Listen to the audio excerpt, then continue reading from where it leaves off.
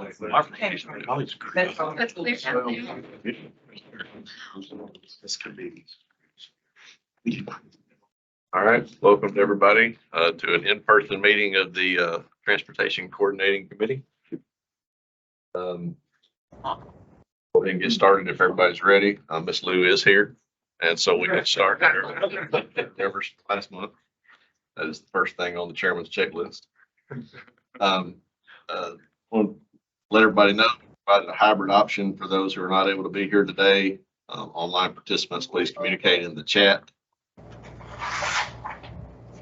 They may only hear the presenters clearly due to the acoustics. Staff will attempt to type questions from the room into the chat since it'll be hard to hear those further from the speaker.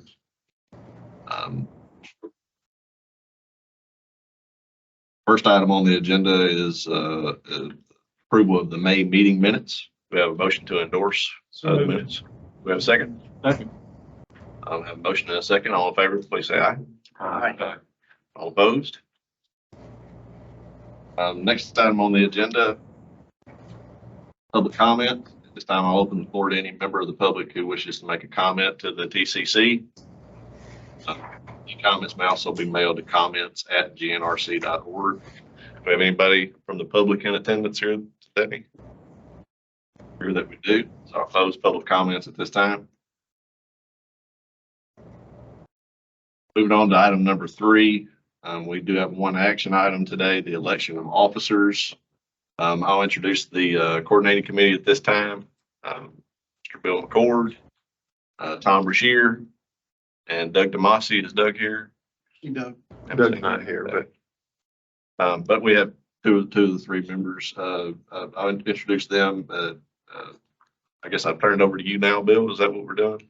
I've been asked to present that on behalf of the committee that we recommend that Josh Suddeth, Josh, be chairman for the remainder of the term. And we also make a recommendation that Jonathan Marston Franklin be the vice chair for the remainder of this year. We put those on the floor. Be appropriate to have a vote on that at this time, I suppose. Okay. Are there any other nominations from the floor for chairman or vice chairman at this time? Make that motion. Second. A motion and a second. All in favor of me for chairman and Jonathan Marston as vice chairman, please say aye. Aye. All opposed?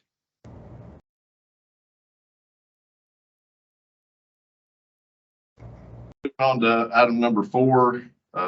We have several informational items on the agenda this morning. For the first informational item, I'd like to introduce an old colleague. I used to work at TDOT relatively briefly, but one of the linchpins of the Tennessee Department of Transportation, Brandon Darks, is here from the Project Safety Office to talk about TDOT's Highway Safety Improvement Program.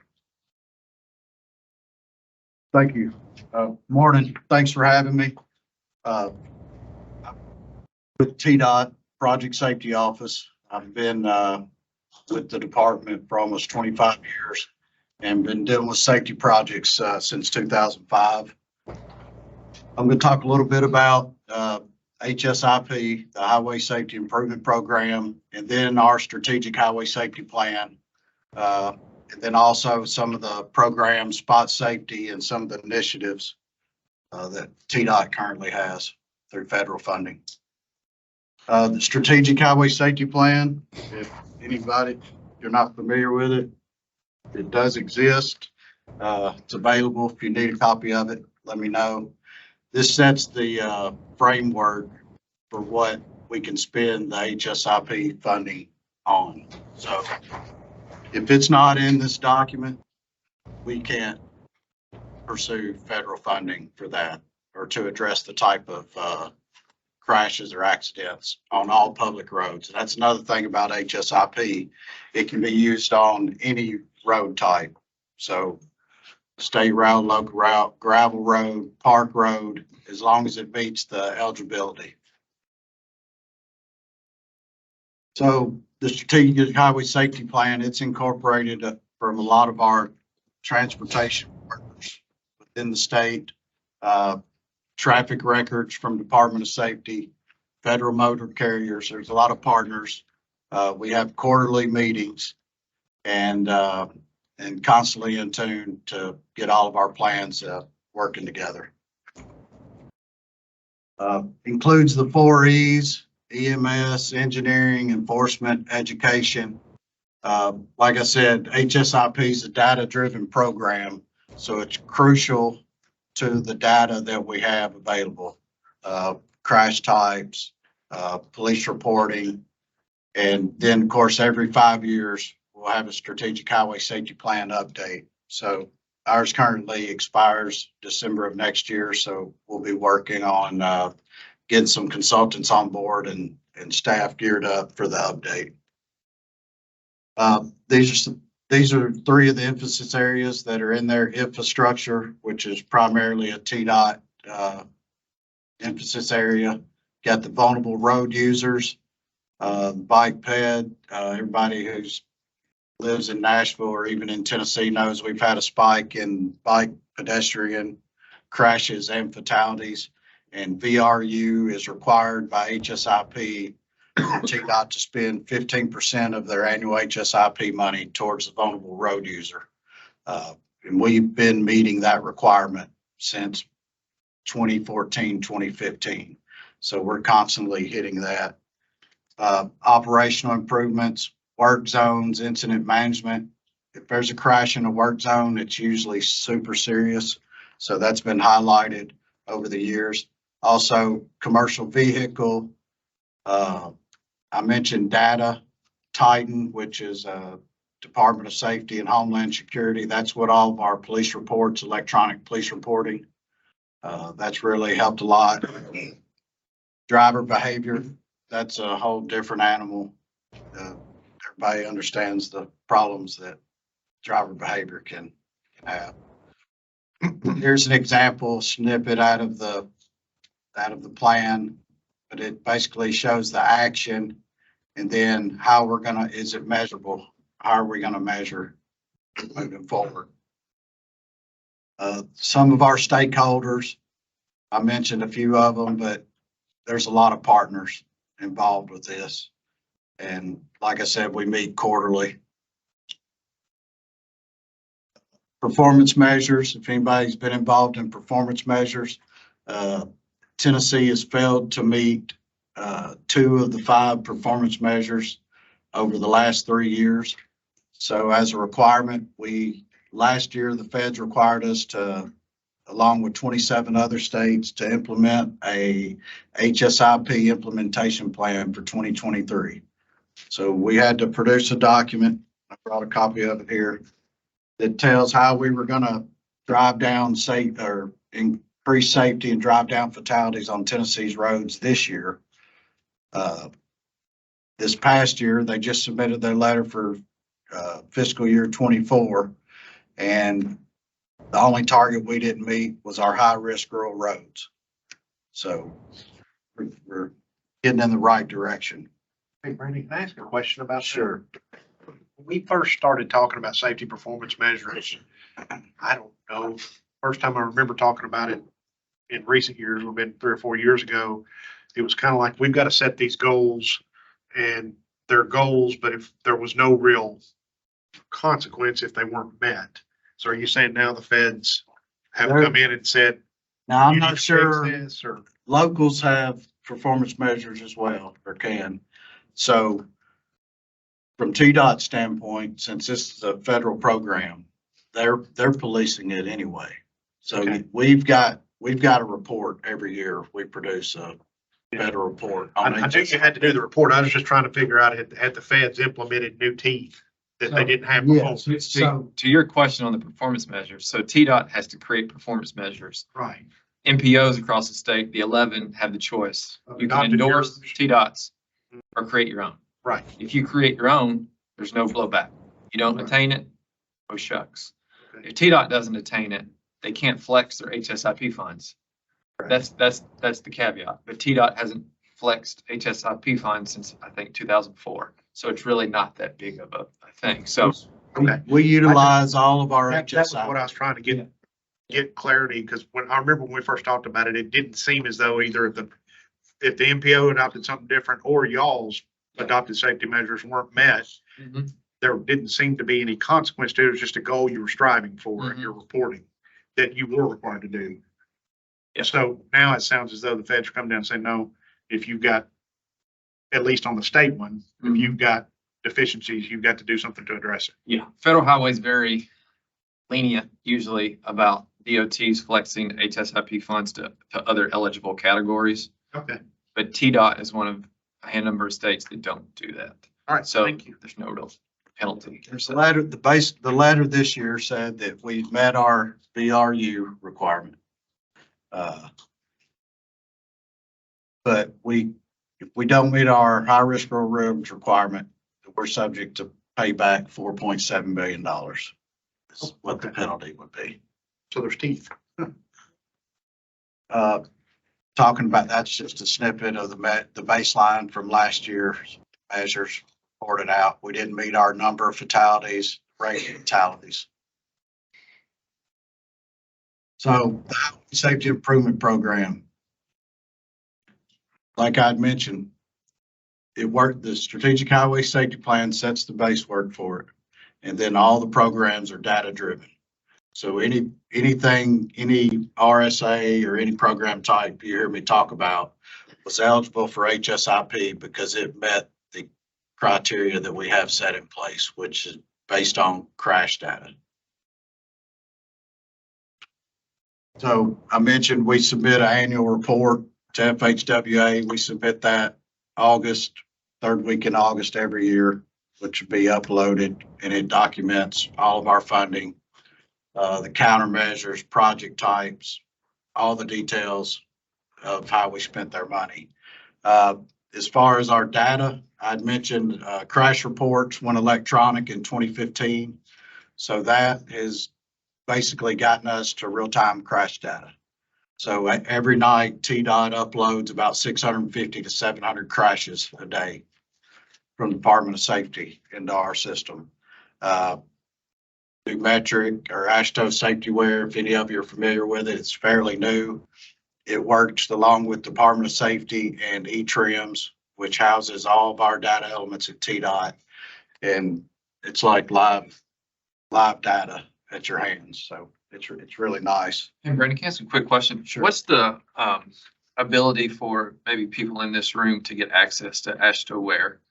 They would need to send an email to Jeff Murphy at TDOT and just put in a request. It has limitations on what the person can see. Sure. And of course, Jeff would have to determine that because there's police reports in there, stuff that not everybody should be able to see, but it's real nice. I mean, you can pretty much draw a circle on the screen and it'll tell you how many crashes, what type of crashes, and then get into details. But Jeff Murphy, or you can contact me and I can put you in touch with Jeff. Okay, this is a layout of basically every project from start to finish. It's in the Strategic Highway Safety Plan. We're wanting to utilize HSIP money.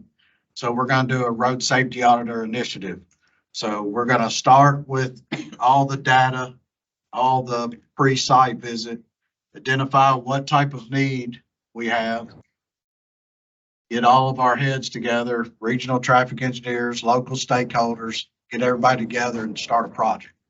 And it's ultimately going to go to some form of a road safety audit, which is examining or doing a detailed analysis of the existing road, taking everything that's happened from crash data history, development, everything involved, and try to improve the road. Main thing is safety with HSIP, but we're also looking at operational improvements and other things with it. So we would have once the RSA started, you'd have a pre-brief meeting. Everything would come forward, anything the locals know, anything the stakeholders know, crash types, photos, site visit. We do some type of field survey, some engineering, and then ultimately a road safety audit's produced. Some of them can be 50 pages, and then I've seen some that are 300 pages. Just depends on the complexity of the project. These are our main programs that are available. The ramp queue program, which is what it sounds like. It's basically when a ramp from a controlled access facility or an interstate is queuing back onto the main line from the side road, either at a stop controlled.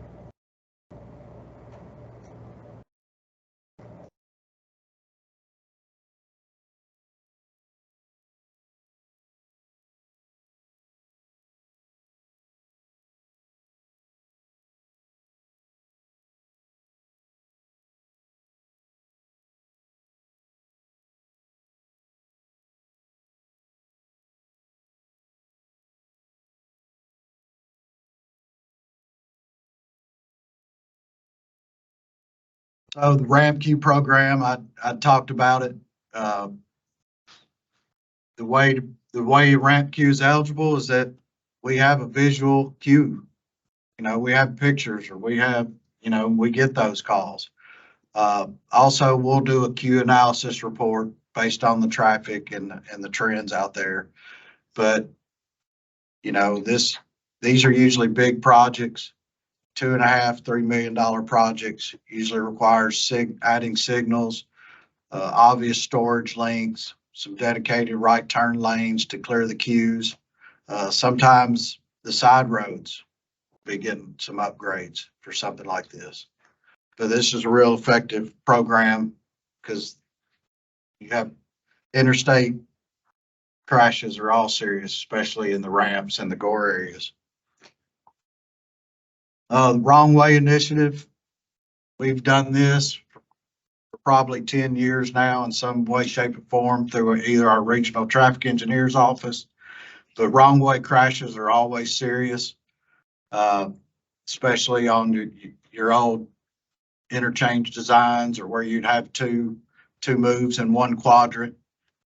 So we're looking at some delineation, guardrail delineation. We now have some new automated signs that tie in with our smart way system through our regions that will flash red for wrong way. So we're doing a lot of stuff with wrong way, and any countermeasure that's available through HSIP, we're obviously going to fund it. But Mostly occurring at night. typically with your wrong ways, they're after 10 o'clock in a low lit area and involve impairment or an elderly person. That's typically what you'll see. But Nashville being touristy, we have a lot of out of towners. I see what ifs quite a bit just traveling around town. So there's a lot happening that we don't even know about. So it was, well, on the news just recently, somebody went 8 miles on Briley Parkway the wrong way. So they got on at Ashland City Highway and went all the way to McGavick Pike. And there was not a crash. It was on video. The police stopped him and everything, but it happens. So some new start, HSIP programs. We got high friction. We've used high friction across the state for years now. It's 100% eligible HSIP item. So we know lane departures, curve issues, high friction's a good treatment. Cable median barrier.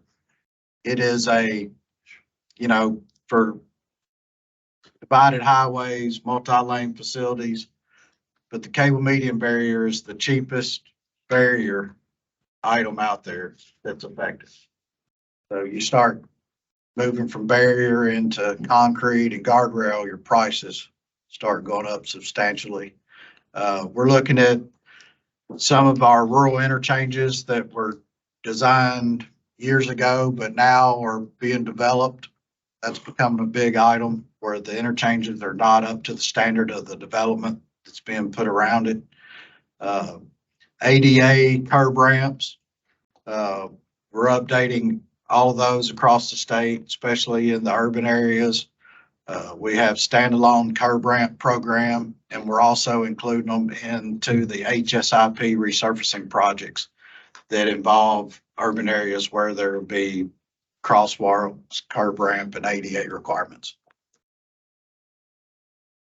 The automated flagger system, we haven't gotten there yet, but we're trying to, for rural work zones, to get the person out of the street. And there's a lot of automated flagger systems that are effective. We have several people hit every year. So this is something we're looking into. Spot safety, I mentioned it. This is a program. It uses state dollars. This is for where we know the location's bad, but it doesn't meet HSIP criteria. These are submitted in from our regional traffic engineers and go in front of a committee, and funding is set aside to do these projects. We typically spend $4 to $5 million a year on spot safety projects. So it's not a big pot of money. Is it region or by state? It's by state. It's 1.5 to 2 million per region. But that money goes quick. Project delivery method. We have 2 ways of delivering the project. There's a lot of our road safety audits are delivered with a no plans contract. That basically means we're staying within existing state right of way or local right of way, not turning a bunch of dirt. Those projects we can have on the ground in 24 months. Design projects where we're putting signals in, doing widenings, drainage, right of way, utility issues. Those are going to be full design projects and can take up to 5 years. So what affects our scheduling? Okay, these are the phases. So this is from start to finish. So we would request the funding for FHWA because it met our criteria. We would do a full NEPA environmental document, prepare the particular audit program we're doing, then ultimately let the construction. So we manage these start to finish. Request prioritization. Anybody can request one of these. Like I said, we're going to go through our software. We're going to do network screening. We're going to make sure there's no future projects at the location from TDOT or the locals. So then impacts to schedules, always, funding, politics takes a place, and then funding again is behind there somewhere. This is part of our electronic reporting. Every audit that we do has in the appendix how it relates to the strategic highway safety plan. So it's going to have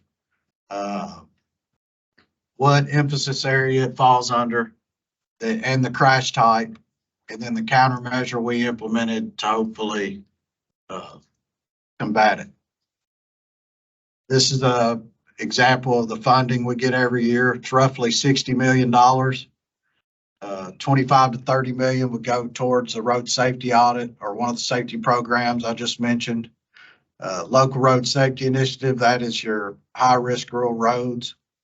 That's about 5.5 million a year we spend on that. So I'm required this year to spend the 4.7, or I will not meet one of the targets. So that will be one of the, we'll for sure make that. Multimodal is where our bike ped is housed at TDOT. All of our vulnerable road user money would come out of that. And then we utilize HSIP for resurfacing up to $8 to $10 million on national highway system routes only. And we do a lot of crosswalk, curb ramp, that, and then I mentioned spot safety. And we also partner with the Tennessee Highway Safety Office for some of the joint monies from the impacts of your seatbelt and your DUI laws. There's some of the project history, number of projects that we've led from 2018 to 2022. So Jonathan mentioned it, we spend all of our HSIP money, usually with no problem. Granted, the number of contracts is a little bit lower in 2022, but the cost is higher. Was that inflation or was that bigger projects? A lot of that's due to the product cost itself. And then contractors aren't bidding on small projects anymore. So TDOT's taking a look at that now, bracketing and bundling projects together. So if I had 3 projects in Wilson County, I would try to get the same contractor to bid on them to try to get a better bid. And that can even help as far as districts. TDOT's divided up into districts, which can include up to 6 counties. If you can get a contractor that's familiar with a district and then get them to bid on multiple projects, save everybody money. The GNRC area, this is current data, but there's 33 active RSAs going on right now within the GNRC. 12 of them are road safety audit, 14 of the bike, pedestrian, vulnerable road user project, and then we have 7 active ramp queues. The road safety audits are more or less just researching the traffic patterns and the crashes. It's not a construction project. per se. No, it is a construction. Oh, road safety audit is? Yes. It leads to a It project. leads to a project. You do the audit, You've got to do the you have audit. recommendations, you I'm implement. just trying to determine how much of it's spent on the research leading up to the construction versus How much is spent on the on construction versus, $60,000, $40,000 to $60,000 on development? That's it. So you're not talking a lot of money to develop these audits. Most of them are around $25,000. But some of So them, is some of our design RSAs where we've got to have some analysis, Q analysis, some more. is the road Detail. safety audit number there inclusive of the resultant construction? Is that what you're saying? Yes, that, Okay. that project will go to construction. Okay. Yeah, all 33 of those projects will be let to construction. All right. They're too far gone. Once we have an environmental document on it and money is spent towards a design phase, TDOT's committed. Or that money has to be paid back to federal highway. Any money spent towards design would have to be paid back if we changed our mind or if a local mayor came to us and said, hey, we don't want to do this anymore. That rarely happens. So I'm open for any questions. This is my contact information. Like I said, if anybody wants a copy of the Strategic Highway Safety Plan, I can get that to you. Or if you just have any questions in general about projects in your county or city. Brandon, if somebody has a safety concern in their jurisdiction, how do they initiate one of those road safety audits? How do they kind of get the process going of you looking at that? They can email me. They can email Jonathan. They can email I mean, anybody in the safety office, yeah. I'll email you out, maybe you can share it with everybody in the room, our regional managers in the project safety office, and that'd be the best way. Are you looking for certain criteria? Like, do you expect Yeah. locals to have an idea of how many fatalities or crashes there have been on that roadway? They don't have to know anything about it. They can just say, we think there might be an issue here. I mean, and we're gonna investigate it based on that email.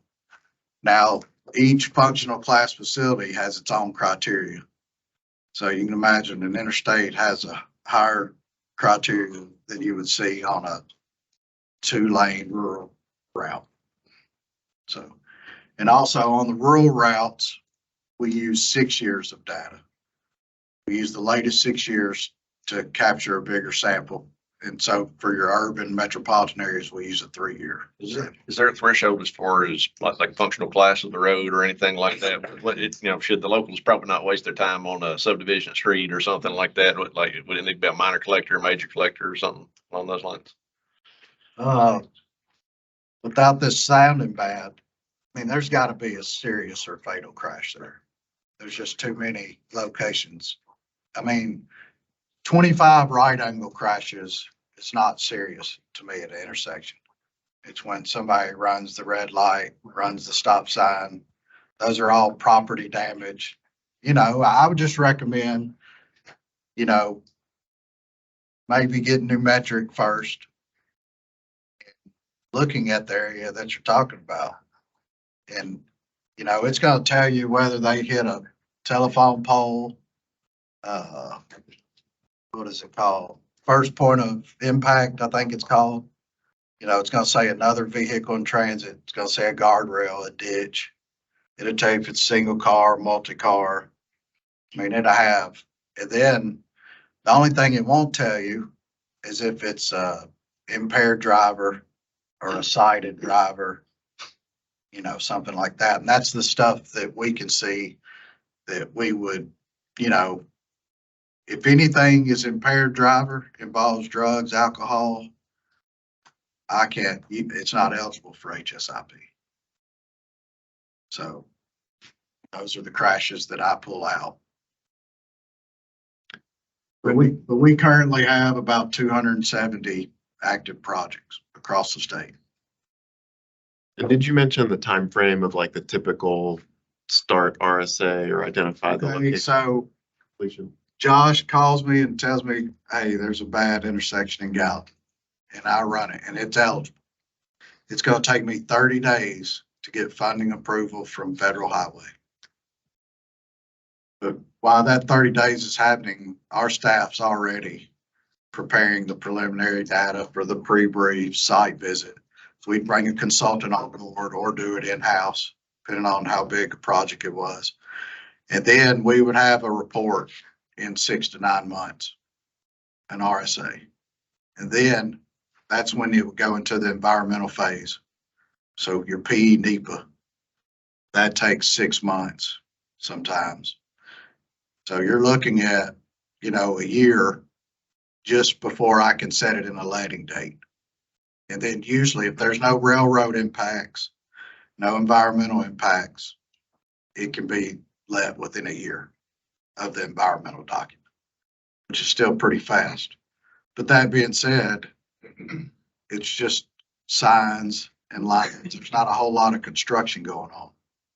You start turning dirt, it's a whole different animal as far as your NEPA document and all your other requirements. Given the funding limitations, just in the HSIP program in general, and the fact that you said that most of the projects are smaller scale, has TDOT in the past, or do you have any plans to combine other larger funding sources like SCBG or NHP to complete larger safety projects that may have more impact?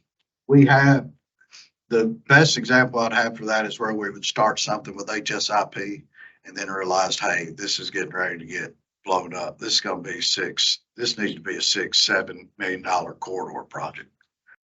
This has more than just some crashes. We've got some congestion, capacity issues. We got development coming down here. That's when they would split fund and grab another funding source to go with it, but it still has to meet that safety criteria to even be jointly funded.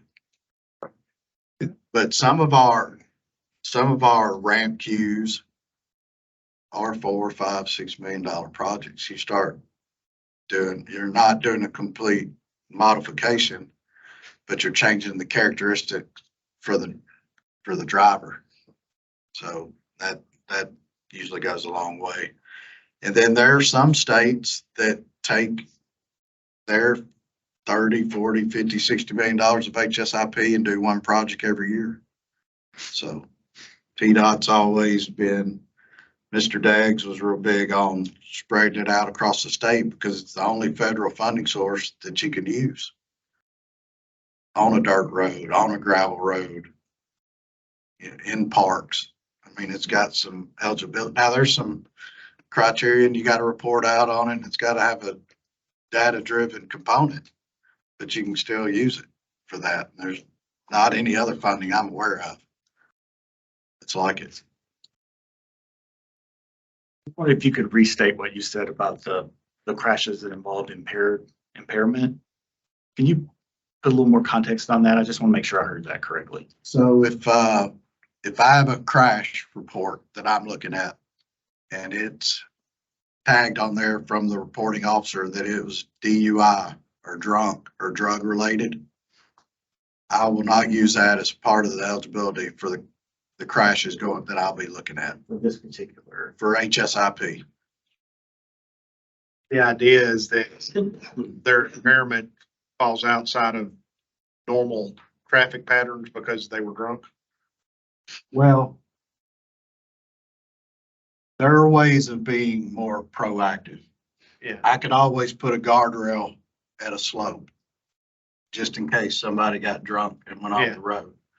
But what I battle there is maintenance.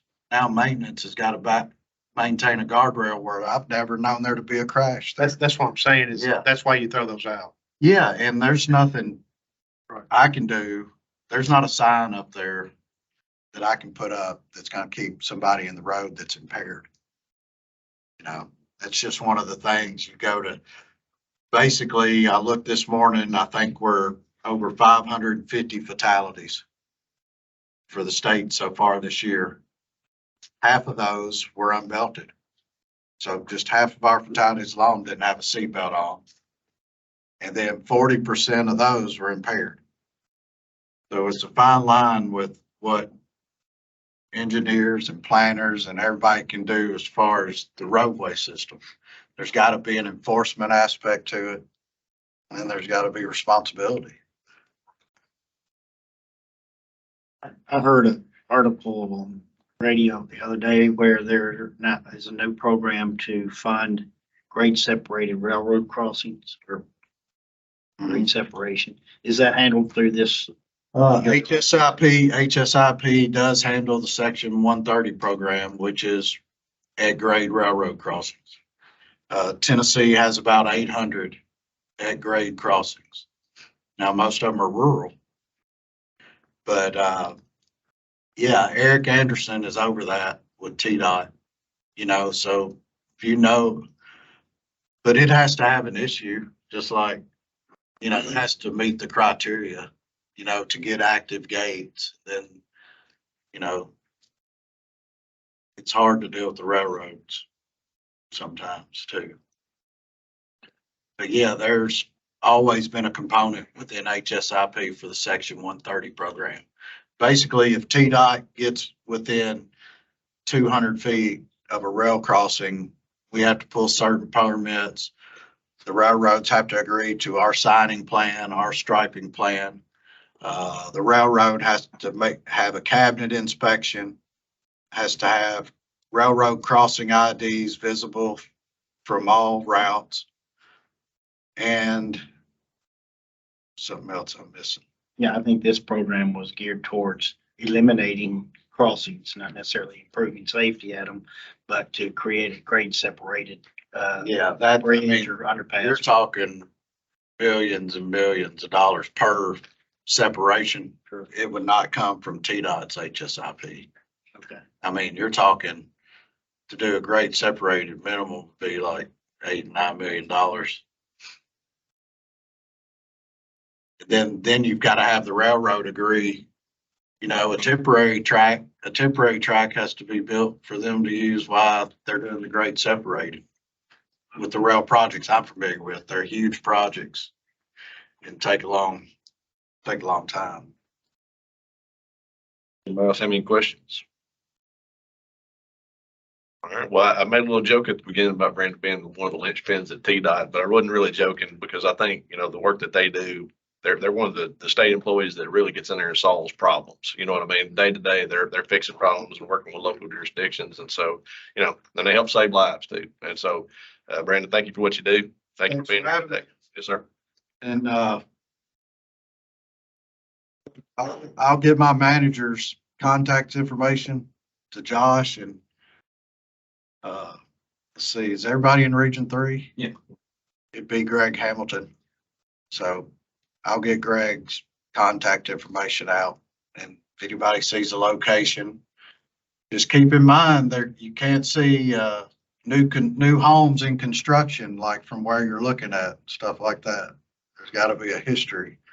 So development's a big downer for HSIP, and it's basically going to be in the crashes, in the data itself. Thank you, Brandon. Appreciate it. Thanks for having me. For our next item, there's an update on the draft federal aid urban boundary. I'll turn it over to Max Baker, Director of Research and Analytics. Good deal. Yeah. There you see it. It's fine.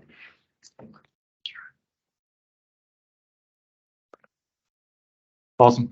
All right. Won't take too long on this part. I think we covered it pretty well a few months ago. Basically, census defined new urbanized areas, and part of the process that we go through is the adjusting of the Fed aid urban boundary that has to incorporate all of those new urbanized areas, and that helps define urban from rural for functional classification.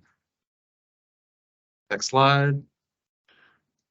We've got an online application and a draft Fed aid urban boundary for you guys to look at. So if you would just take the time, review your area, make sure that you're okay with some of the suggestions that we're making. For the most part, there were not any huge changes. It was, you know, a little finger of urban area that went beyond our current boundary that needed to be included. You can skip forward a couple slides. Sorry.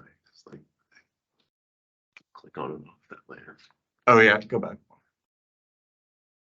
Sorry, yeah, on the layer list, you can see the very top one in very tiny text there says draft. So that will be the one that you'll be reviewing. The one that is on by default is the current.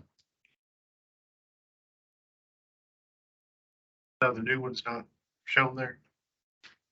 Correct. So right here, you can see in red is the current, and then the dark shade with black would be the proposed.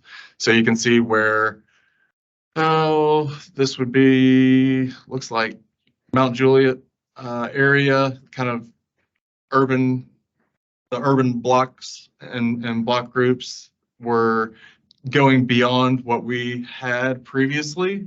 And so now those need to be incorporated into the Fed aid urban boundary. So these are the suggested smoothing that we have for review. Just make sure that you're okay with it. I think one of the things that we need to look at are the roads that would be affected. So making sure that a road is not entirely excluded or included, or that it is entirely excluded or included, that it's not a portion or snaking in and out of an urban area.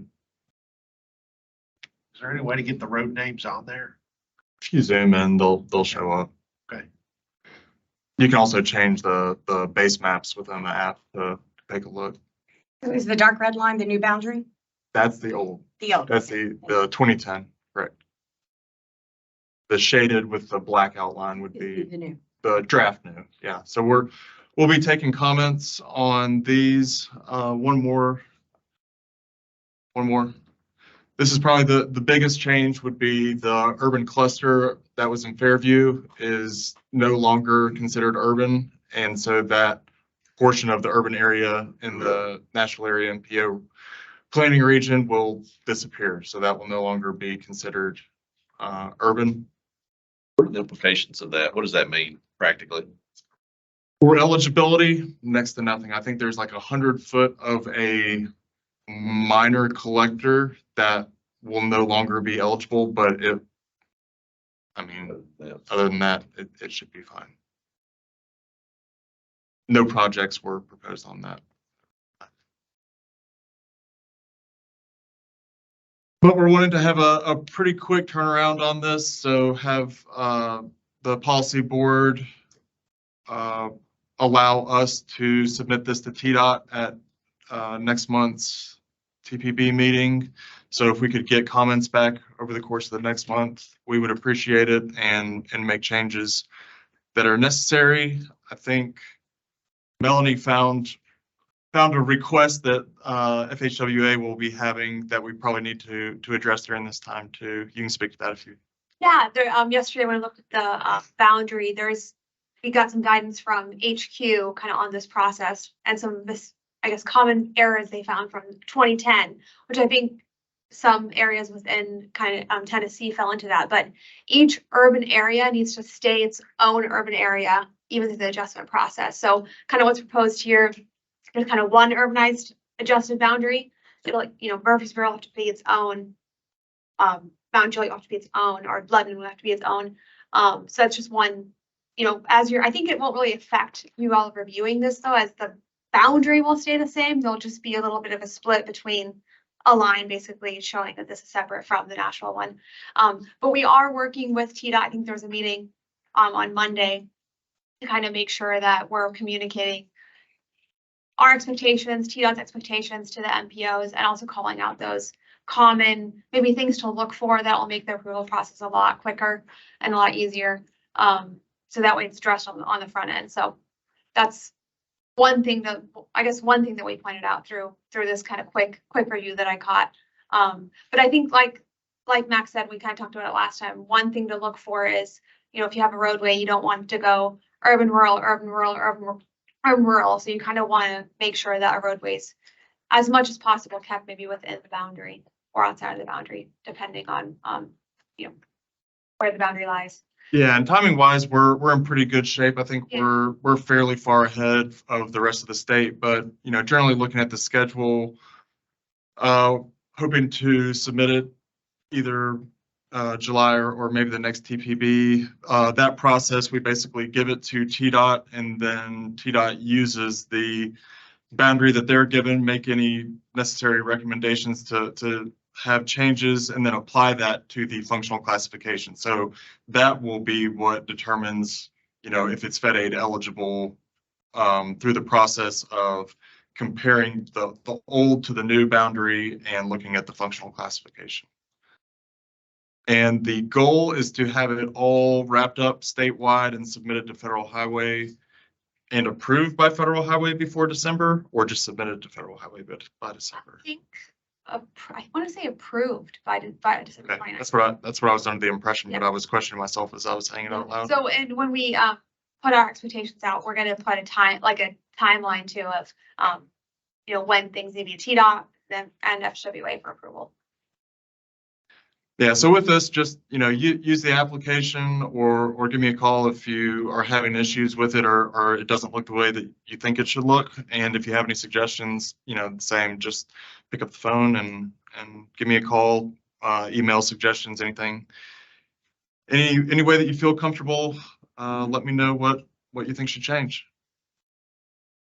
So we need to go back to 2020 because some of us are growing quite rapidly, and a lot of the areas that may have been excluded from the initially are now under development or have been developed. So we try to make arguments for including or excluding certain areas. Do we need to consider the development that's taken place in the last 3 years? Oh, you're saying since 2020? Yeah. Yeah. Yes, I will say that the federal aid urban boundary is fairly large compared to where current development is. So there may be conditions where you're seeing some spot development, but I would think for the most part, the urban areas will be covered by it. But if you find those, just let me know. What are the implications for road goes back urban, rural? I would assume that being able to fund it, if part of it is eligible and part of it is not eligible, would be very difficult. It's probably the main, That's what we're trying to prohibit. to make sure that, if you guys want to improve a roadway, you can improve the whole thing and spend Fed aid on it. Yeah, and that would be like the number one thing. I think the second would be typical cross section would get weird if you, Cross section, rural cross section. yeah, I mean, obviously that would hash itself out during design, but I think initially there would be some confusion or discussion on what it should take.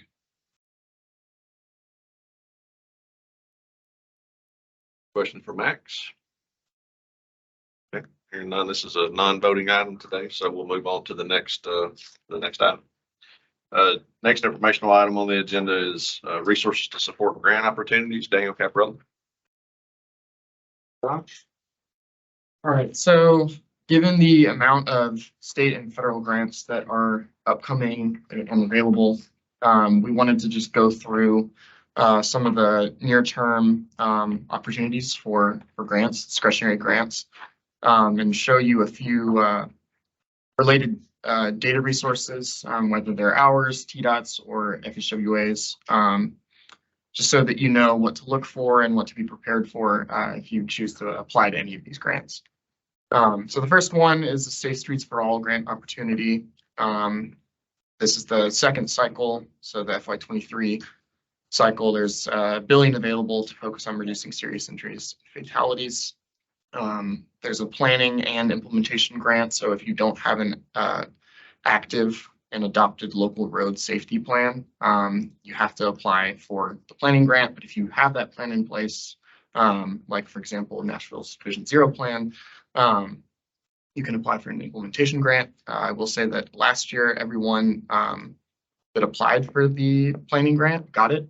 And I would assume that this year that's probably going to be the same thing, but They had extra money. Yeah. Yeah, they had like 200 million extra dollars that that can only be spent on planning. So if you do want to do a safety plan, they have plenty of money.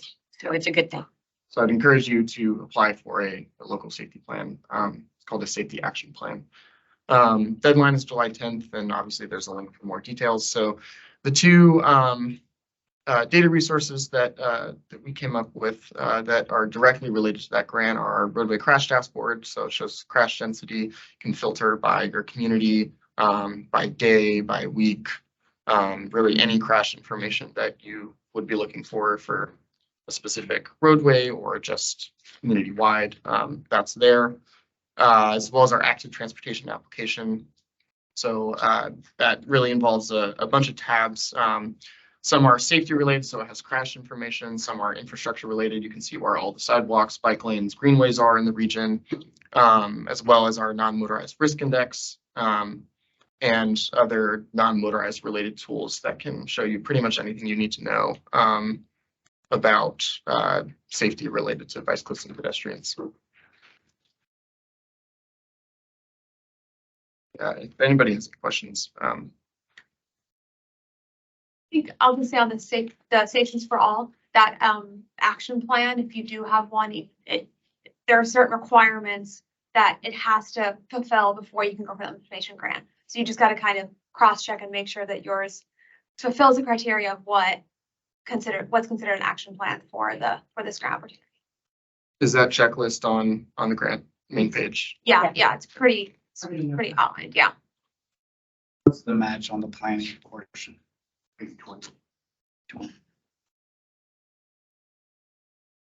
Any other questions on this one? All right, so another safety related one, the Wildlife Crossings Pilot Program, more than 100 million available, focused specifically on reducing wildlife and vehicle collisions. Planning and research activities are also eligible for this one as well as construction projects. And on this one, I included this is from the Titan database, states database. It's specifically deer-related crashes.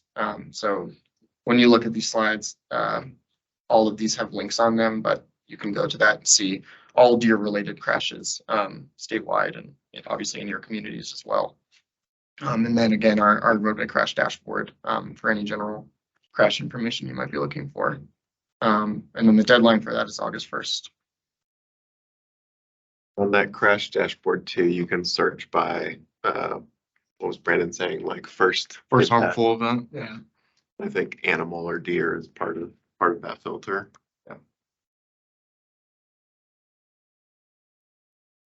Any questions on this one? Awesome with an O or P. Opossum. Opossum. I don't know if they have other animals other than deer on there, but Related crashes. still over. Yeah. Involved in every accident. Limiting to one animal. So this next one is the Protect discretionary grant. Almost $1 billion available to focus on addressing the climate crisis by improving resiliency of the transportation system. This is also planning and implementation. Both are eligible uses, implementation type grants, resilience improvements, evacuation routes, coastal infrastructure. It doesn't really apply to us, but eligible. Deadline is August 18th, and then two relevant data resources are environmentally sensitive areas. So that's a GIS application that can show you our environmentally sensitive areas, water quality, steep slopes. There's too many to list, but pretty much any environmentally related data resources on that that application. And then our dynamic degrees of vulnerability dashboard. So that shows you where vulnerable populations are. So a lot of these grants, Protect, Safe Streets for All, they all have a lot of equity requirements. Have to address equity in your application. So this is one application you can use to address that in your grant application. Any questions on this one?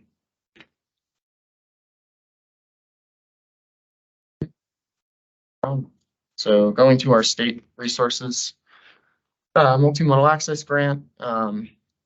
The notice of intent was due, I believe, last month already, but this is an annual or biannual, I think. Jonathan, is that right? Mm-hmm.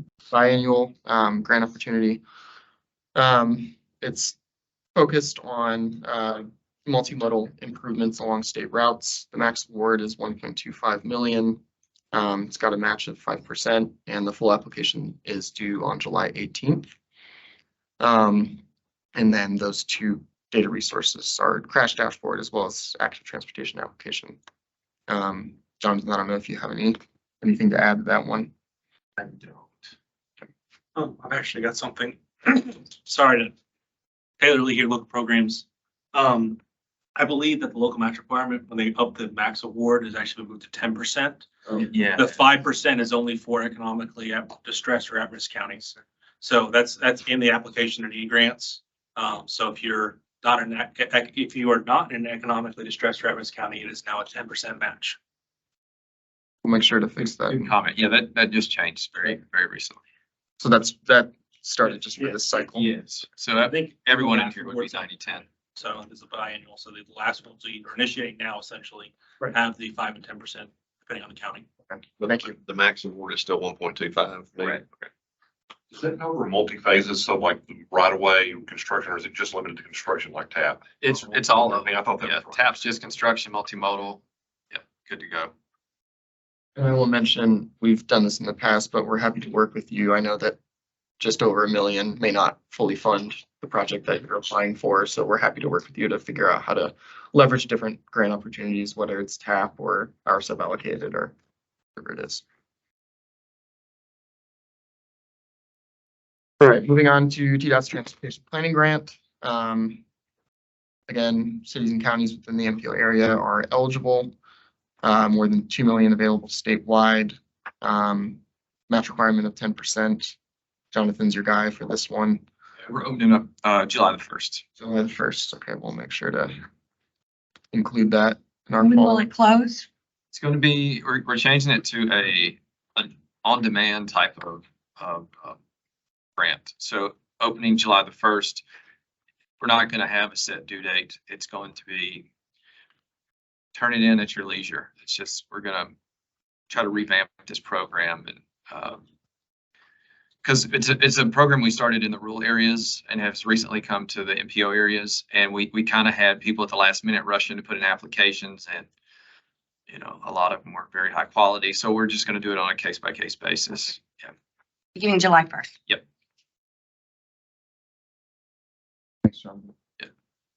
And then two data resources you can use. Max has presented, I think, the last month or the month before on our roadway performance dashboard that shows you reliability related, congestion related data. You can click on specific roadway segments. You can select any area and you'll see all of that information as well as our crash dashboard. Is there a set amount that you can ask for? I know there's 2 million statewide, but do you have a set For amount? MPO areas, 200,000. 200,000. Thank you.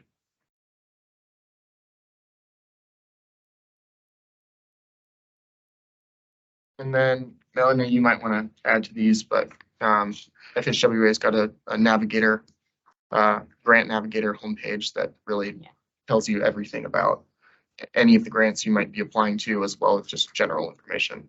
But Yeah, I just, I think I've mentioned the navigator site a couple of times. I use it all the time just to find out information on what's going on because there are so many funding opportunities out. But I just try to highlight the tool, like some sites within the navigator, page that I think would be most useful. So that's just keeping track of the funding opportunities, when they open, when they close. There's like a checklist of, hey, here's how to get ready if you're going to go for a grant opportunity. A dashboard that will, if you have a specific type of project that you're trying to fund, you can see and I'm in an urban area, I can see what program is eligible for that type of project. An overview of the grant process, so beyond just applying for it, but okay, once you're awarded, once you're underway, what's post-award, really kind of walks you through. It's pretty, involved process, but kind of gets you comfortable with what you're getting yourself into in a way. Some other technical assistance resources beyond just grants, but maybe ways that you can get some technical assistance with just transportation issues across the board. And then there's a ton of tools out there to use, like Daniel said, there's a lot of equity requirements. So ways to find out, does my project kind of fulfill those equity requirements, and ways to consider, disadvantaged communities as you're planning. So it's all within the DOT Navigator tool, but just wanted to point out maybe ones that I think are most valuable to look at. And I would just encourage, if you're thinking of applying for any of these grants, to reach out to us. Some of them require a letter of support, some of them don't. And you might have questions about certain eligibilities, and we can help answer those, whether it's us or Melanie or Jonathan. So feel free to reach out to us, even if you're early in the process. Okay, my number one piece of advice is read the NOFO. Because they're all just everyone's different. They have different requirements, maybe for funding or what's urban versus what's rural. If you ask me a question, I pull up the NOFO and I check through it. So definitely they're all different. So read the NOFO cover to cover if you're trying to apply for one of these. And we've read those NOFOs too and are continuing to see the new ones. So if you have questions about them, I'm sure we can help answer them.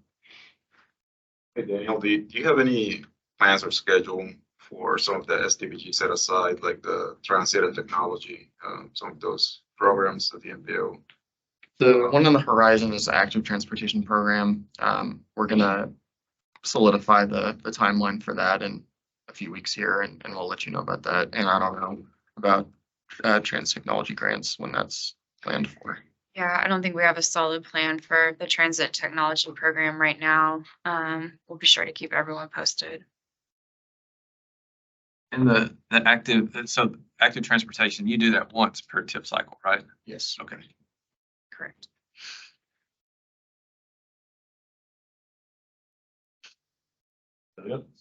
Any other questions for Daniel? All right. No action required on this one. So now we'll move on to number 5, the regular reports, and turn it over to Melanie Murphy for the federal highway report. Yeah, I just have a few items I was gonna mention. The STIP, I know we've been a little bit delayed in, getting that approved. We have gotten revised STIP submitted from TDOT at the end of May. Our deadline to provide a decision is June 21st. We're finishing our review. We're pretty comfortable with what was submitted, and are, on track to approve that relatively soon. So hopefully we'll send that over by June 21st at the latest. I mentioned census, NOFOs, you touched all the ones that are out. The only other one I had on my radar was the CFI, the charging and fueling infrastructure grant, but that one's due June 13th. So if you're gonna go for that one, hopefully you're way in the process of getting that application done. I wasn't even gonna touch on the CRISA funds. Are you all gonna touch on that at all? We're planning to, but feel free to say whatever you want to say. I'll let y'all, and then I can fill in the gaps if need be. So I'll kind of turn over that. That's all I had. Thank you, Melanie. Do you have any questions for Melanie? Okay, hearing none, we'll move on to the TDOT report. Jonathan Russell. Yeah, just really quick. Yesterday, late last night, TDOT announced the Transportation Alternative Grant Awards.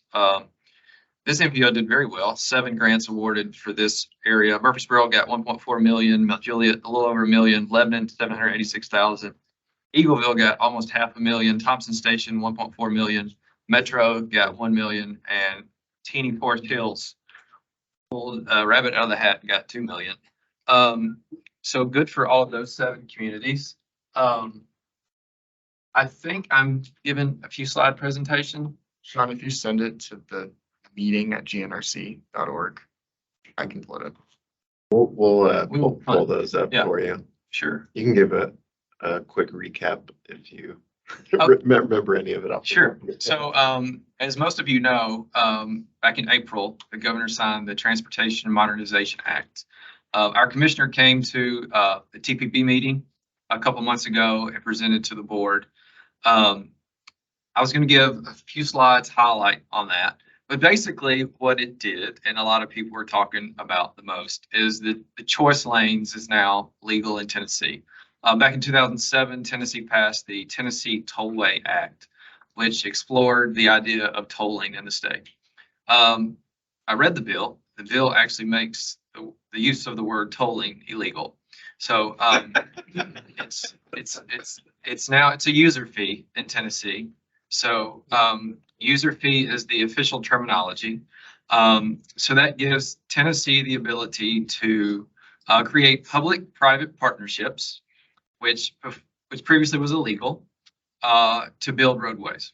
So any choice lanes that are built in the state will be built by private entities, and TDOT will always maintain ownership of those roadways. There will not be private ownership of any roadways. With the choice lanes, we don't know where they're going to go. By every July the 1st, from here on out, starting next July the 1st, TDOT has to report to a newly formed committee that will update them on our plans for choice lanes and how we are going to spend revenue, if there is any, to us. Not 3 weeks from now, but a year out. A year out. Actually, the legislature created a deadline for this year, which is December 31st. So we have, if the slides get pulled up, I'll show you. So it did a lot beside the choice lanes. It created a committee. We have to have a preliminary plan to the committee by December 31st, and then every July the 1st thereafter. Did it define in there who's on the committee? It defined where they would come. Yes, it didn't say their names, obviously, but Right. yeah, it did. It did. And that committee might already be officially formed. I know as of a month ago, it was almost formed. You know who's on the committee? I'll send that to Sean and let Sean distribute that. But there are, a lot of governors appointees. If that helps you. Okay. Is it the first slide you have? Yeah. Okay, so we used to scroll through them just really quick because I don't know your order. Keep going, keep going. Okay, go back up. So it really did three things. So the real first three things it did, of course, it created choice lines, which are now legal. It also created, it upped the user fee for electric vehicles. Right now in Tennessee, the electric vehicle registration tax is $100. Starting this July 1st, it goes to $200. After that, electric vehicle registration fees are tied to inflation, up to a maximum of $274. So, and if it hasn't reached it by 2025, it will be $274. That's for electric vehicles. It also added a $100 registration fee for hybrid vehicles. So I know our deputy commissioner, President Elliott, met with all of the car manufacturers. All of them came to Nashville, including Tesla, and they discussed the fee, and it came to a consensus that it was fair. So it is on the higher end nationally for electric vehicle fees, but they were good with it. So it passed. So it did that. It also did a few one-time things, and this is the first slide. So the first thing that it did is it did a one-time general fund transfer of $3 billion. And as most of you know, our state legislature is very into geographical equity. So that $3 billion has to be split 4 ways because we have 4 TDOT regions. So each region is getting $750 million. Part of that December 31st deadline of this year is to also report what TDOT is going to do with that $750 million. So I know right now TDOT is looking through the congestion action plans that were done across the state. There's one done here in Nashville, and we have to make a proposal on what we're going to spend those funds on. Are y'all going to be sitting with the different municipalities to discuss what y'all are thinking to do? The requirement is that we meet with MPOs across the state. So I'm sure that would include municipalities. I don't know how that's going to be structured. I do not know that, but I do know that we have to engage the MPO area. So that partially answered your question, but hopefully so. Hopefully so. Another thing that it did is so a lot of you are familiar with the state aid program. Most counties state aid yearly TDOT gives, so you have county roads, and of those county roads, some of those roads are on the state aid system. If your route is on the state aid system, you can use obviously state aid funds for that. The average county gets between $200,000 and $400,000 a year for maintenance on state aid roads. This gave a one-time $321 million actually for the state aid system. So I think the next slide you have is how much that will be for 2024. So this is this is your 2024 state aid funds. So that's a good one year influx of funds. Any questions on that? Yeah. Does that just go to the counties or is that passed down? That is a great question. It is only for the counties. So your county highway superintendent, in Metro's case, Public Works, they get to, so for those of you who are familiar with state aid, you can only have a percentage of your county roads on the state aid system. However, you can basically just file a request to adjust those routes. And people do it all the time. So really, this could be eligible for almost any county road, as long as you make the correct adjustment, put it on the state aid system. So in Tennessee, you're not allowed to have more than 20% of your county roads on the state aid system, with 2 exceptions, one being Metro, one being Shelby County, because just the way it works, but the number of roads. But good question. I had someone very upset that cities can't use this money. It's only for counties. Is there any kind of allocation going down directly to cities or is it just counties? It is just Under the bill. counties. Yeah. We were yelled at a RPO meeting last week because they said, I guess our city lobbyists didn't do their jobs. So, but it's only for counties. And then the next slide, that's old. We're not in May anymore. But that just kind of shows you we have until the end of the year to create the plan for how we're going to use that $750 million for this region, 3 billion statewide. So, is that it? Is that all the slides? Oh, okay. That was that priority slide. Really just recapping everything that I've said. At the bottom left, it talks about the board that has to be created. And I will make sure I get, if we don't know the names yet, I can at least tell you the positions that they have to be in. No one, Sean, you don't know off the top of your head what the bill said, do you, as far as? I can't remember. Not very large. Yeah, it's 4 to 6 people. Yeah, pretty small. That's all I have from TDOT's perspective. Any questions about that? Curious about the choice lanes. Yes. With user fees?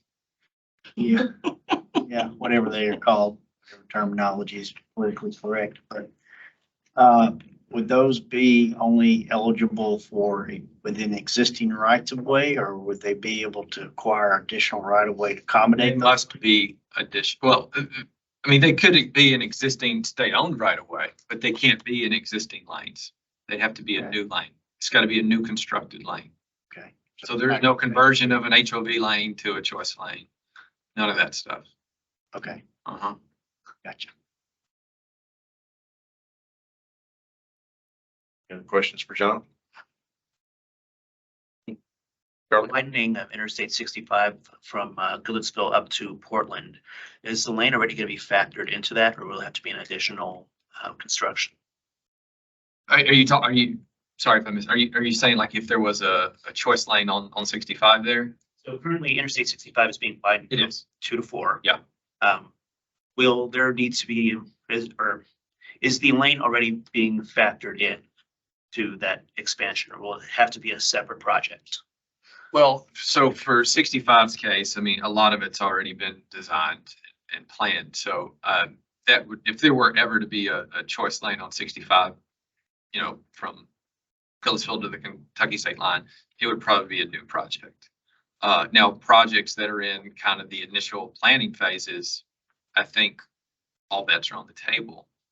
But I think 65, I mean, I don't want to speak out of turn here, but it's largely been engineered and designed and funded. So I don't see a choice lane per se being there right now. But that would have to be a new project. If that makes sense. Hey, Tom. Was there any discussion when they implemented the choice lanes? Was there any discussion given, a few months ago, we had a presentation from, I think, Matt about the state electrification project for electric vehicles and how really, from my perspective, we're vastly underserved in terms of electrification stations or whatever you want to call them for electric vehicles or hybrid vehicles. Is there any possibility of using the electric vehicle companies to help fund some of these choice lanes in return for adding electrification to them? I mean, sure. I think if anyone wanted to, you know, put in a proposal for that, I could see that being relative. I don't know that electric companies are in the business of building roads, but maybe there was a partnership. I don't. Rivian or somebody. Sure. You know, Sure. partnering on I would say, yeah. on a choice lane. Would that be a possibility? Yeah. And so we like I said, we presented this in the rural areas and they're very intrigued by it. And I think a lot of them thought, well, we're going to get choice lanes in the rural areas. And that's not at all part of the proposition. I mean, largely part of the proposition that was given to the legislature is that you would probably do these in urban areas because A, they need it, and B, that frees up revenue to complete more projects in the rural areas. So it's, I think there's this misunderstanding that they're going to go up everywhere and it's going to happen quick. And that, I don't think that's going to be the case at all. I think what it really does is just it's now legal. It's an option. However it gets set up, it has to be profitable for the company. Correct. So you got to have heavy traffic Yeah. volumes to make it work. And one of the caveats is that TDOT remains ownership of the roadway at all times, which some states don't do it that way. The ownership of the road belongs to the business up until the time they recoup their fees. So, yeah, to be determined. Could it also include a new bridge? Could it? I'm sure it could. I'm sure it could. Definitely. Any other questions for John? Oh, and I want to guess after reading the bill, what's the maximum fine for driving in a choice lane with a user fee and that you did not pay? It's $50. Good job. It's always $50. Can't be more than $50, you guys. And if you care, the penalty for having 3 violations in 1 calendar year is $50. no. It's a loss of your vehicle registration. So. Well, won't the technology be like the road over in Charlotte where they snap your license plate, send you the bill unless you got a bicycle? But the legislature did make a caveat that you have to have the ability to pay cash. And if you can't, if there's no cash option there, like you don't throw in your quarter, there has to be a sign that directs you where to go to pay your cash fee. So. In the bill. Implementation. Thank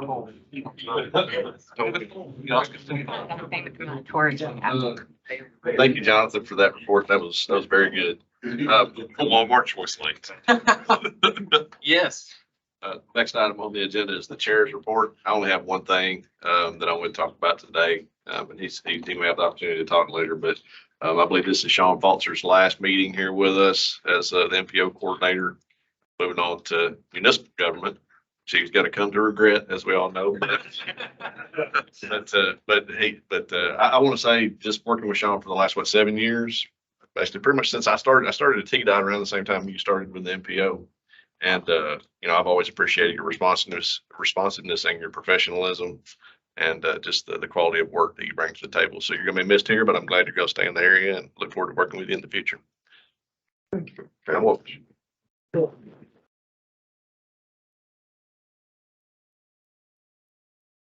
That's all I had for my chair's report. Sean and his humor here, he prepares a cheat sheet. And so what he told me I was supposed to say was bang the gavel and declare Suddath law. I did that instead. I'll turn it over to Anna for the staff. All right, just an item like Melanie sort of touched on earlier that impacts funding to some of your projects. For some of you in the room, and if you are the TCC designee, you would have gotten an email from Sean about this yesterday, but just to elaborate and give everyone the chance to ask questions. In early 2021, as part of the Coronavirus Response and Relief Supplemental Appropriations Act, which I always have to look at on paper to make sure I say correctly, our region received about $8.7 million suballocated funding, what we call CRISA funds. We held a call for projects and we programmed that funding on various projects that are included in the TIP. Unfortunately, at the end of last week, when the Fiscal Responsibility Act of 2023 was passed, some of the items that have been put forth as discretionary spending, and particularly the CRISA funds as part of the relief package related to COVID, and due to the fact that the public health emergency ended in May, they decided to pull back some of that fund or all of that funding if it had not been obligated yet. A lot of the projects in our region that had received that funding were still sort of in starting phases. So we stood to lose, I believe it was about $5.3 million if we did not act quickly.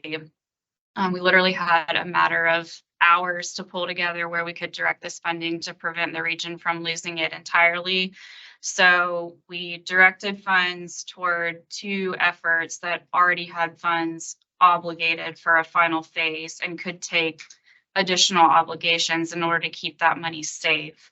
One of those was our regional transportation data acquisition, which is an effort that, everyone in this room stands to benefit from. We're purchasing a resource that will be available for everyone to use. And then there was a TDOT sponsored project, the I-65 at State Route 99 interchange modification in Murray County.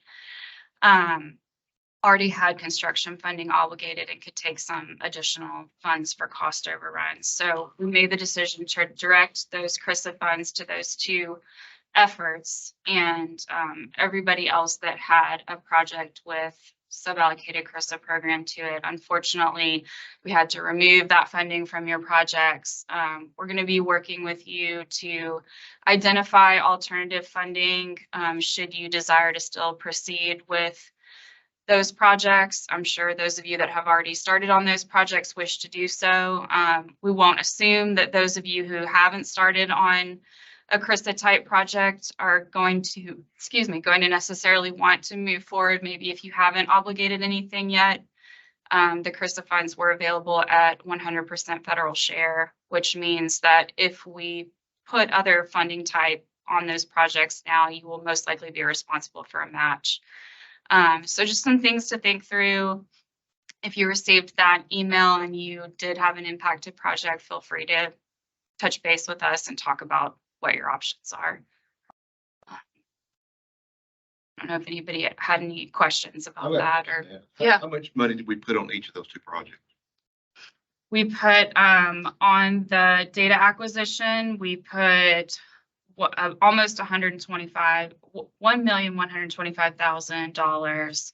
And then on the State Route 99 interchange modification project, we put nearly 4.2 million. What is the data acquisition going to do? And what is that for? Do you want to discuss that? Yeah, and it's actually, I guess could go ahead and provide an update. Yesterday, we had our first discussion with Replica, who is the firm that we are partnering with for the initial data acquisition. They provide mobility information, volumes, speeds, origin, destination, trip types by demographics, all kinds of information that can be used for local studies. We're getting access to that for 3 years and access for all member jurisdictions and consultants that they would be using for projects over the course of those 3 years. The additional money will be hopefully used to acquire another data set, likely will be Streetlight, which provides a very similar service, but it's for specific dates, times, hours. So you could use it for event planning or after action review for any type of. When will that become available? The hope for Replica is to have a go live date of July 1. Right now, we've got an early access, so we're testing it so that we can be ready to go July 1, where we will work with them to host like a training session. Everybody can come in or do it remotely. We're not exactly sure what that's going to look like, but hopefully by the end of July, everybody will be an expert in Replica. Do you know where they're getting their data from? Index is the source data set, but they use it. Yeah, your cell phone. That's what I wanted to hear. Well, but they combine it with census information, LEHD, multiple different sources to get that enriched data set. So you can find out where low income minority pedestrians are going around your community, if that is something that you're trying to address. Thank you. Really cool stuff. Really will be helpful in any kind of application. I think it will help our region make very wise decisions. Thank you. And August might be a good opportunity for a workshop on that specifically, so that we have enough time to demo it and get everybody up and running. How deep are you into talking to Streetlight? Pretty deep. But both of the platforms are available through the ETC umbrella contracts. So TDOT is a member of the Eastern Transportation Coalition, formerly I-95. I don't know how Tennessee got into I-95, but anyway, they did. And that allows a discounted price. So Streetlight used to only give a flat file, but now they offer the actual platform. So it would just be a subscription. We've got to figure out exactly what that looks like, because for our geography size, it can get really expensive really quick. But you know, we'll do our due diligence on making sure that we have access, member jurisdictions have access, and we can stretch that dollar for as many years as possible. It's the goal to having something in place with Streetlight. I'm not gonna hold you to that number, but It was quickly. The MOU that we've got going with ETC is specifically with Replica now, but now that we've gone through the process, I think it should be a fairly quick turnaround on their end. I would hope by the end of the summer. thank you. That's been our goal the whole time, is to acquire both data sets in one form or fashion.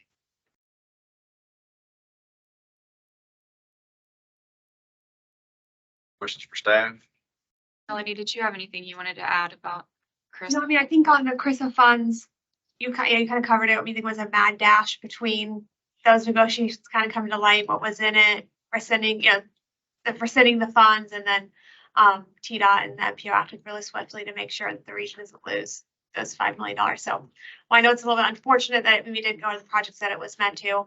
There really was, it was that or lose the funds. So just kudos, I think, to everyone involved on making sure that those funds are obligated on something. So Yeah, I was joking with Billy, like there's no transportation emergencies or transportation planning emergencies, or at least that's what I've been told. But the end of last week was definitely one of those. And, you know, initially I thought we were definitely just going to lose the money, but I think it was unfortunate that, you know, some of that money retained within the region. And then obviously we're trying to figure out how we can restore that funding to your projects. But yeah, I think the very rare, unique circumstance, I've worked on tips for like almost 15 years. I've never seen anything like that. So As soon as the president signed it, it's over. yeah. And we didn't know when he was going to sign it either, so we had to. yeah, this was like Friday morning. Like I think our finance person, I went over and she just like looked at me. I was like, never mind. Okay. Because I knew she was trying to handle requests across the board. And of course, you know, our priority is to make sure that the money doesn't get rescinded either. So I think like just from the, you know, crazy fire drill is there's like learning opportunities where, you know, obligations have been taking up to like 2 months, but if we can process these much quicker, then maybe there's some lessons learned in, you know, working between locals, the MPO, TDOT, as well as FHWA to make sure that we can speed up that, so that in the whole project delivery focus that we're not, you know, delaying projects longer than we need to. And I really do appreciate the GNR staff and GNRC staff and everybody else that worked to make that happen. I mean, you could have easily just said, well, it's not our fault. I mean, the government's taking it back. But I really appreciate your proactive measures and just really get creative to see how in the world can we maybe salvage this in some way. And so I really appreciate that, the way the staff's looking at things. I mean, that's a very good statement about the culture of your staff on how you're looking at these things. So I appreciate that. Yeah, credit to TDOT too, because I mean, this was like a lot of leadership up at TDOT was, you know, handling phone calls and doing whatever they needed. So really 3 a.m. emails, like literally email chains at 3:30 after 4. Credit to Melanie and her team too. We were on teams with them trying to figure out how to Yeah. use the federal database too. So that was. I mean, I think it went from at like 8:30, we checked, there was like $5 million still available. And then at 10:30, I was like, everything's obligated. So everything kind of went through. So, but I think it just worked out. Statewide, we lost 4 million. Is that correct? I don't know about, you probably know more than I do on that piece, but I'm not sure. I believe that's the number I heard is statewide, we lost $4 million, which is nothing in the scheme of things of what we could have lost. I do think there's a little bit, you know, there is that while it's rare to rescind funds, there is always a chance, you know, that But so I think it kind of speaks to what Sean was saying, that there's probably just ways to ensure we, while funds at program doesn't mean they're guaranteed. So just trying to, get projects that are ready, moving. Which I know everyone's trying to do anyways, but. I guess a good segue into the staff report.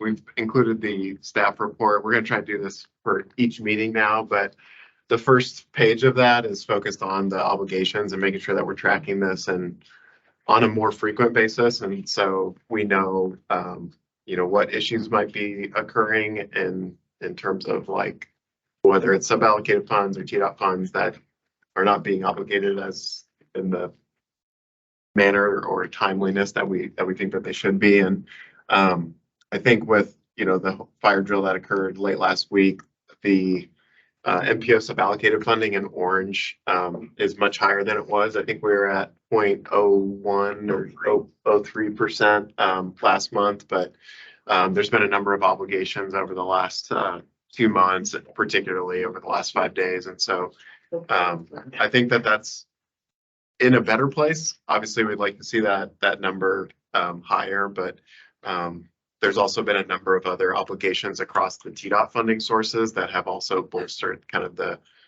numbers across those other funding sources, as well as that total. I think one notable obligation recently too that everybody is probably well familiar with, because this project has been around for a very long time, is the Nolensville widening. TDOT is let that or got reconstruction funding to be obligated for that project, the northern section from Old Hickory Boulevard to like the Mill Creek area. So that's another Improve Act project that has been around for a long time. That was about. Sorry to interrupt, but not to create more work, but it would be helpful to know of these programs, which phase of development they're in and waiting for obligation. For the individual locally managed projects. Any of those in the list, it would be very interesting to know where in the process they're at. So if they're very early on in the process and they still haven't obligated, that gives you a little more, you could potentially move that funding around with someone's already very far down the road, whether you're waiting on construction obligation or whether you're waiting on right away. It makes a big difference then. Right. Yeah, and I think with kind of moving down to the locally managed project advancements, we've also added more projects here. So this is now tracking, whether it was a notice to proceed for a particular phase of work or an adjustment, like a funding obligation adjustment for a particular phase. We've noted that, and there's been quite a bit of work, particularly in the month of May. So that's a good sign. But we'd also like to see, I think, some more construction notice to proceeds here, so that we can start obligating the lion's share of that money that we've programmed. And so we got this information from TDOT. Typically it's been on a quarterly basis, but we got this as of June 2nd. And so we're going to get this on a monthly basis now, so that we can then be prepared to present it to you all. So just that on the project delivery front. If you keep going through, we've also continued to list these projects that are either recently completed or under construction within the region. Please let us know if you have other projects that you'd like to add to this, because I think this is a good way to just track projects that we've probably let to construction in previous tips and projects have been included in prior tips, but we don't want to forget about all those investments that are occurring within the region. Then we've also got the metrics regarding safety, system performance. We've incorporated transit. Let us know if you have other items that you think that we can be tracking. These are ones that we have on a monthly basis from work that Max and his team have done to create dashboards for safety and the system reliability, so we can track what transpired last month to a prior year, and then to see are we doing better, are we doing worse, or about the same. And then lastly, just that funding. Daniel talked a lot about these opportunities, and we also have a number of those opportunities that are on the horizon. And we'll continue to update this once the NOFOs are released and the deadlines for the applications are posted. But you can see there's a lot.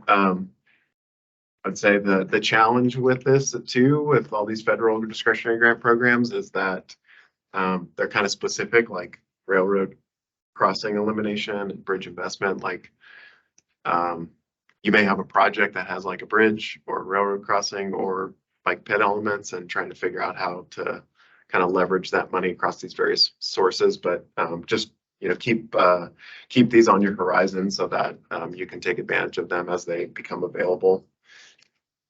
So that's all I have on the staff report. Any questions on that before I give a quick farewell? On system reliability, duration of percent of hours congested, it actually would be 3% more time, right? 0.3%, I should say, 3%. More time, meaning more time with congestion. Less time. Is it It actually? went from less? 6.8% of the time to 6.5% of the time. But that's Well, it went from 6.5 last year to 6.8. Oh, sorry. Yeah, reading it backwards. You're right. Under transit, that's daily ridership, average daily ridership. That's monthly. monthly, right, Felix and Billy?